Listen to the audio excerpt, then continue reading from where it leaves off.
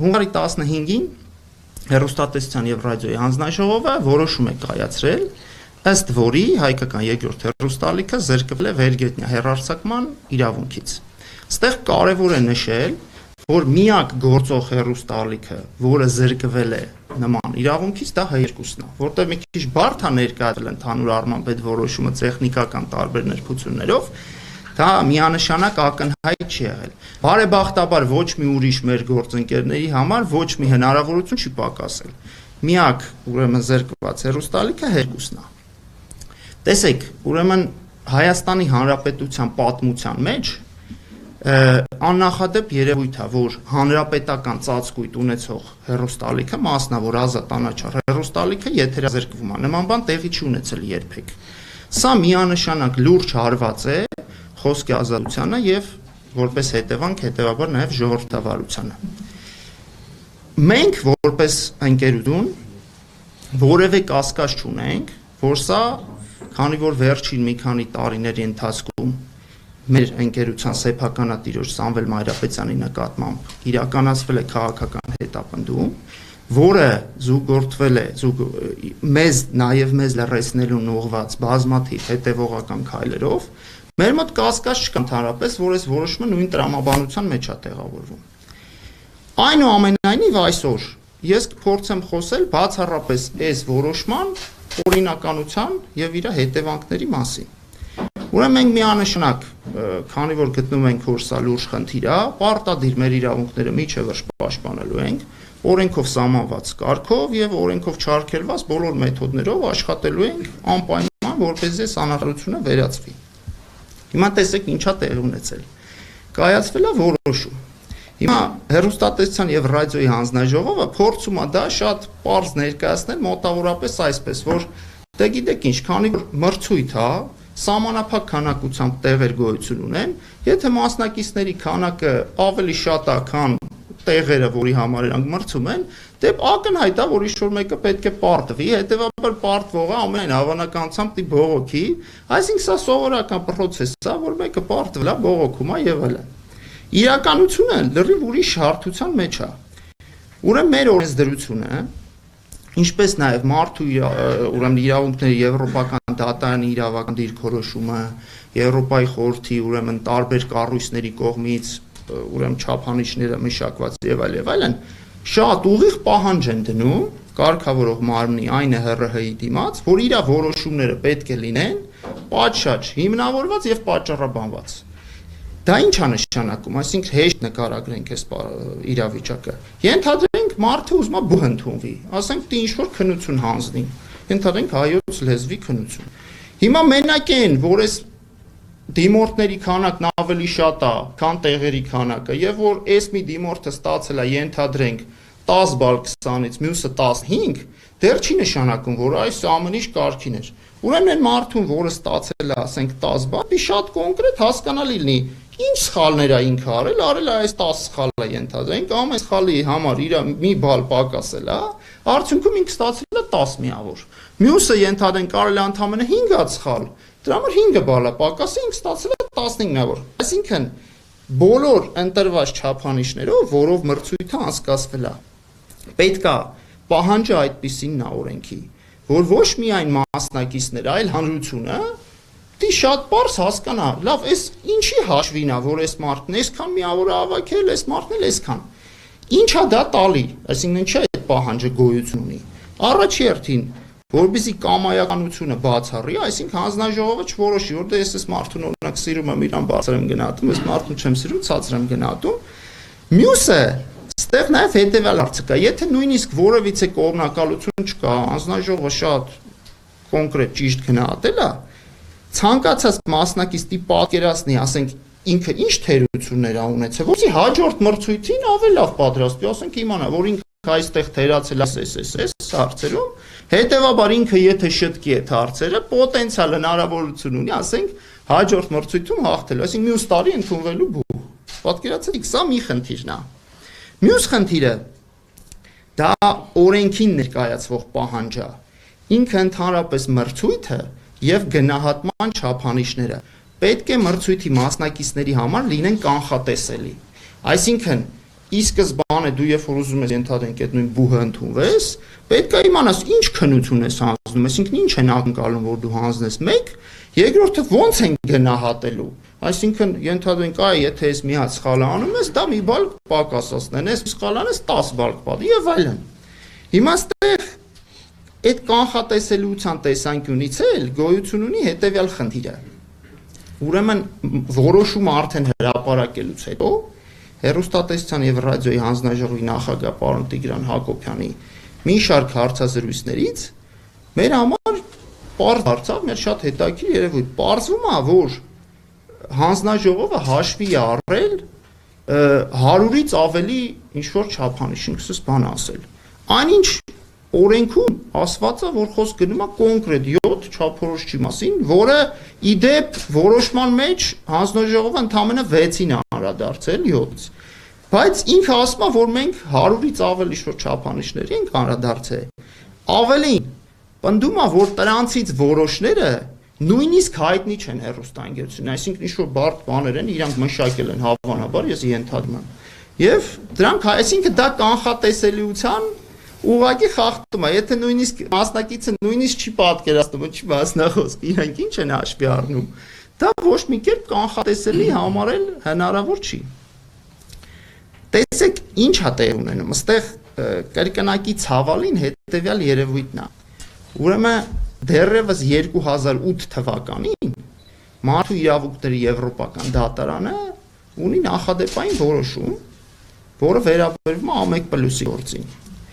որում շատ կոնկրետ Հայաստանի Հանրապետության շատ կոնկրետ հենց այդ նույն հանձնաժողովի, այսինքն հեռուստատեսության եւ ռադիոյի հանձնաժողովի կոնկրետ սխալներ են մատնանշած։ Այսինքն ինչն է սխալ արել հանձնաժողովը։ Սխալ արել հենց այդ, որ ինքը իր որոշումը պատշաճ կերպով չի պատճառաբանել եւ չի հիմնավորել։ Այդ է խնդիրը գլխավոր։ Ավելին, ստեղ կրկնակի ցավալի է նա, որ այն ժամանակ, երբ որ այդ որոշումը կայացվել A1+-ի մասով, մեր ներպետական օրենսդրությունը նման պահանջ չի ունեցել։ Մարդու իրավունքների եվրոպական դատարանը դա հստակ նշել է, որ ճիշտ է ներպետական օրենսդրությունը նման պահանջ չի սահմանել հանձնաժողովի համար։ Միևնույն է, ակնկալվում էր, որ ինքը դա պետք է աներ, որպեսզի ապահովեր այդ կանխատեսելիությունը, որպեսզի կամայականություն բացառի եւ այլ եւ այլ եւ այլն։ Եվ փաստորեն նույնիսկ Միեդի վճռից հետո 13 տարի անց նույն հանձնաժողովը իրան անտեսում է։ Երբ մեր ներպետական օրենսդրությունը դրանց հետո թարմացվել է եւ այդ պահանջը ուղղակիորեն ամրագրված է մեր այսօրվա օրենսդրությամբ։ Այսինքն օրենքը պահանջում է Միեդի նախադեպային վճիռը կա, ոչ թե ուրիշ երկրի ուրիշ հանձնաժողովի, այլ հենց մեր կոնկրետ մեր երկրի հենց այդ նույն հանձնաժողովի մասին։ Եվ այդ հանձնաժողովը միևնույնն է անտեսում այդ վիճակը։ Ուրեմն սա շատ լուրջ խնդիր է ընդհանրապես խոսքի ազատության խախտման հետ կապված։ Եվ վերջինը, որ ուզեմ ասել ամփոփելով, որ այդ ուրեմն ինչպես ասեցի, որոշումից հետո նախագահի ելույթներից մենք նաև որոշակի չափով հիմնավոր կասկած ուրեմն ձեռք բերեցինք, որ կա կանխակալ վերաբերմունք մեր նկատմամբ։ Բացատրեմ ինչու։ Ուրեմն առաջի հերթին այն հանգամանքը, որ Հայկական երկրորդ հեռուստաալիքը դիմել էր միայն հանրապետական ծածկույթին, ներկայացվեց ինչ-որ տարբեր ենթադրություններով, որ այս հավանաբար մենք շատ ինչ-որ գոռոզեինք, թե ինքնավստահ ենք, որ տենց արեցինք, թե ասենք ինչ-որ սխալ հաշվարկներ ունեինք, ես իմ ուրիշ ինչ-որ բաների վրա հույս ունեինք, ինչ-որ սս բաներով է ներկայացվել։ Այնինչ այդ հարցի շուրջ անձամբ պարոն Հակոբյանի հետ մեր հեռուստաընկերության ներկայացուցիչները մի քանի անգամ զրույց են ունեցել եւ ես իշքան հասկանում եմ բոլորի հետ իրանք այդ թեմայով զրուցում էին այն ժամանակ։ Եվ ինքը շատ լավ գիտի, թե ինչի ենք մենք դիմել միայն հանրապետական ծածկույթ։ Այսինքն այդտեղ այդ ենթադրություն է նկար, հա, մի հատ էլ կար միտք, որ մենք ընդհանրապես հավանաբար չենք ուզում հեռարձակվենք եւ ուզում ենք այս քայլով բարթենք ինչ-որ մի բան հանձնաժողովի վրա, այս մեր չցանկությունը, հա։ Այնինչ նորից եմ կրկնում, ինչի համար է այդպես բազմիցս մենք իրան բացատրել ենք, ձեզ էլ կարող ենք բացատրել, եթե ձեզ հետաքրի, այսինքն այդտեղ որևիցե նման խնդիր չկա, ասենք ինքը դա գիտեր։ Այդ մեկ։ Երկրորդը վերաբերում է ուրեմն դեռևս 2019 թվականին երկու վարչական վարույթին, որը ոնց որ մեր դեմ հանձնաժողովը որոշել էր ուրեմն կառուցել, որ մենք փաստորեն չենք համաձայնվել այդ վարույթի հետ եւ դիմել ենք դատարան, ներկայացնում է որպես վատ բան։ Այնինչ հետո դատարանը երկու տարբեր դատարան, երկու տարբեր վարույթով իրարից անկախ կայացրել է որոշում, որ մենք ճիշտ էինք։ Այսինքն այդ վարույթներով հանձնաժողովը խախտել է խոսքի ազատությունը մասնավորապես, այսինքն սահմանադրական իրավունքի խախտման մասնախոսքը։ Հիմա զավեշտը նրանում է, որ երբ մենք այդ թվականին դեռևս հանձնաժողովի նիստին մեր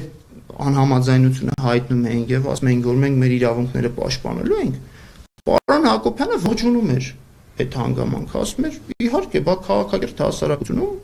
դες պիլի, մարդը եթե ունի խնդիր, դիմում է դատարան, դատարանն էլ որոշում է։ Մենք էլ շատ հանգիստ, ասենք այն ժամանակ, ինչպես տեսնում եք, առ այսօր մենք դրա մասին առանձնապես չենք էլ խոսել, չենք բարձրաձայնել, չենք թմբկահարել, չենք սարքել ինչ-որ պատմություն, որտեղ համարել ենք, որ դա իրավական խնդիր է։ Մենք դիմում ենք, ասենք օրենքով սահմանված պաշտպանության մեթոդի, դատարանն էլ որոշում է։ Հիմա այսօր արդեն պարզվում է, որ դա ասենք ինչ-որ այդքան էլ ողջունելի չէր, որ մենք դիմել էինք։ Էլ չեմ ասում, որ այդ դատարանի վճիռները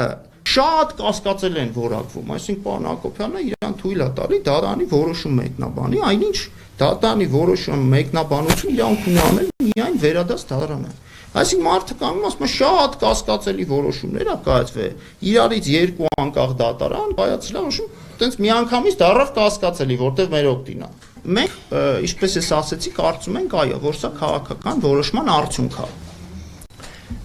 Ուրեմն ես չեմ գտնում, որ հեռուստատեսության, հեռուստաընկերության, ասենք ենթադրենք փակելը կամ ինչ-որ ձև իրան խոչընդոտելը ընդհանրապես կախված պետք է լինի մեկ նյութի կամ մոտեցման հետ։ Իմ կարծիքը այն է, որ հեռուստատեսությունը, որը ազատ է, որի վրա ազդեցություն չես կարողանում ունենալ, ինքը վտանգ է ներկայացնում։ Քաղաքական իշխանության տեսանկյունից։ Այսինքն չի լինում իր հետ պայմանավորվել, չի լինում իրան ճնշել, չի լինում իրան պարտադրել ինչ-որ բան ասել եւ այլն։ Դա բերում է պրոբլեմի, այսինքն ընդհանրապես ցանկացած ազատ լրատվամիջոց այդ խնդրին բախվում է մեր երկրում, ասենք առաջինը մենք չենք, որի նկատմամբ ինչ-որ բան արվել, ձեզանից բազմաթիվ հեռուստաընկերությունների եւ on-line, ասենք լրատվամիջոցների նկատմամբ տարբեր ճնշումներ են եղել, հիմա չթվարկեմ, բոլորս տեղյակ ենք։ Ինքը պարտադիր չի ինչ-որ նյութի վերաբերյալ լինի ճնշումը կամ մոտեցման։ Ինքը ընդհանրապես, եթե սա ազատ լրատվամիջոց է, ինքը խնդիր է առաջացնում։ Դա է պատճառը, ես տենց եմ տեսնում։ Նամանավանդ, ընչի հատկապես նաև, եթե ինքը հանրապետական ծածկույթ ունի, առավել ևս։ Ինչ կարիք կա ունենալ հանրապետական ծածկույթում ազատ լրատվամիջոց, որին չես կարող ընկճես, որին փաստորեն վարույթ ես հարուցում, ինքն էլ վիզիտիլի որոշումա, որ սխալ է, գնում է դատարան, մի հատ էլ վերջում պարզվում է դատարանը գտնում է, որ ինքը ճիշտ էր։ Այսինքն դու սա գալի պետք չի տենց լրատվամիջոց։ Տենց է ստացվում, փաստացի դա է։ Հիմա ո՞նց ենք պայքարելու։ Ես ինչպես նշեցի, մենք արդեն դիմել ենք դատարան։ Դատարանը մեր հայցը վարույթ ընդունել։ Հիմնականում գլխավորապես համարում եմ, որ ճիշտը իրավական պայքարն է, ինչու, որովհետև նույնիսկ եթե, այսպես ասեմ, ասենք պատականություն ասեմ, ենթադրենք վաղը քաղաքական որոշումը կայացվում, որ պետք է փոխել այս որոշումը եւ երկուսին վերադարձնել եթեր, դա հարցը չի փոխում, քանի որ եթե իրավական հիմք չստեղծվի, որ այսուհետ նման բան չի կարելի անել, վաղը կանեն ուրիշ մեր գործընկերոջ նկատմամբ, այսինքն ստե տարերություն չկա մեր նկատմամբ արվել, թե ուրիշ մարդու։ Կարևորը այն է, որ խախտումով որոշում է կայացվել։ Հիմա եթե մենք ուզում ենք իրավական երկրում ապրենք,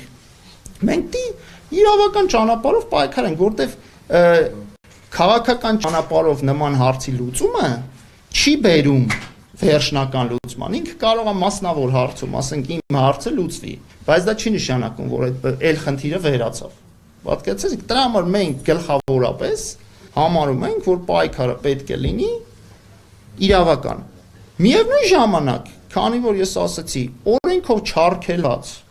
բոլոր հնարավորությունները վերապահում ենք մեզ, այսինքն կարող է, չգիտեմ, ինչ-որ ժամանակ անց տեսնենք, որ անհրաժեշտ է անել նաև այլ քայլեր, այդ քայլերն էլ անենք։ Ընդ որում այս իրավական գործընթացը ինքը տենց բավականին բարդ հետաքրքիր գործընթաց է, հիմա շատ մանրամասներ չեմ կարող բացել, հա։ Ինքը ընթացքում լինելու են բաներ, որի մասին մենք նորից ձեզ պարբերաբար կտեղեկացնենք, եւ շատ հետաքրքիր ես հույս ունեմ, որ նախադեպ կստեղվի, որը թույլ կտա այսուհետ մեր գործընկերներին պաշտպանված լինել նման տեսակի կամայականություններից։